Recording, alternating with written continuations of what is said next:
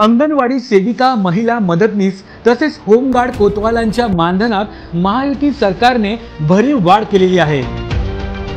अंगणवाडी सेविकांना 15,000 रुपये तर अंगणवाडी मदतनीसांना 8,000 रुपये मानधन देण्याचा निर्णय सरकारने घेतला आहे। यामध्ये ज्या अंगणवाडी सेविका लाडकी बहीण योजनेचे अर्ज भरतील त्यांना प्रोत्साहन भत्ता देखील दिला जाणार आहे। याकरिता राज्यभर विशेष 4,860 शिक्षकांच्या पदांची निर्मितीही केली जाणार आहे।